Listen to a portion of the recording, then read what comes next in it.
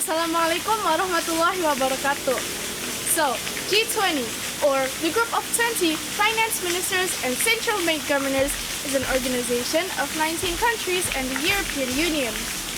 It was first formed as a hope to search for a solution for the monetary crisis in 1997 until 1999. This meeting included countries with mid to high income and countries with systemic economy influence. And in 14 until 15 November of 2008, leaders within the countries of G20 met for their first ever summit in America, 9 years after their initial meeting in 2009. And so, ladies and gentlemen, that is in short the history of the G20.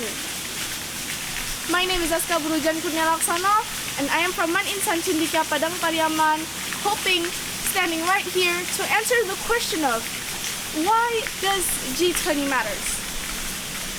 Now, based on my brief explanation of the history and the reasoning behind the establishment of G20, we know that G20 was formed to find a solution for those times' financial crisis.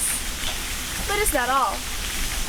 Well, now you see, even though G20 was mainly formed to talk about the monetary and financial or economy crisis of its members, it can also be a place to talk of other matters each and every member faces, such as the Iranian nuclear program during their summit in 2009 or the Syrian civil war in their summit in 2017. As the representation of 60% of world population, 80% of the whole global GDP, and 75% of the whole global exports, G20 holds a very, very strategic role in securing and creating the future's global economic growth, prosperity, and development. And you know, interestingly enough, G20 has no permanent secretariat. Instead, its work coordination and agendas are completed by 20 leaders' personal representatives.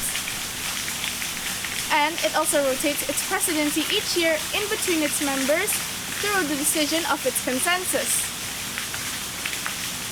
with the countries who hold the presidency working together with Troika to make sure of the continuity of the agenda and inviting of various guest countries, international and regional organizations to join in G20's exercise, in which it currently falls onto Indonesia's hands. But now, what does Indonesia have to do now that it holds the presidency over this year's G20? Let me give you a short summary.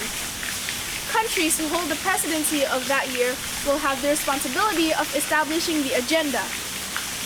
Currently, Indonesia's representatives have agreed on the choice of recover together, recover stronger from the effects of COVID-19, which has heavily impacted the whole world for the past 2.5 years.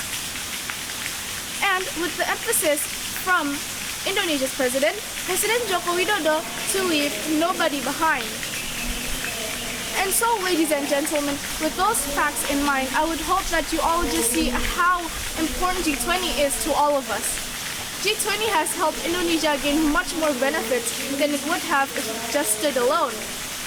And not just for Indonesia, G20 has so many benefits for the whole world.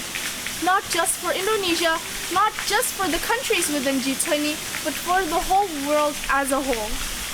And what is more beautiful than to synergize together to build a better environment, a better world, and a better place for our future generations? And I suppose that is all I can say in this opportunity. I am very grateful to be able to deliver this speech to you all. I'm Azka signing out. Wassalamualaikum warahmatullahi wabarakatuh.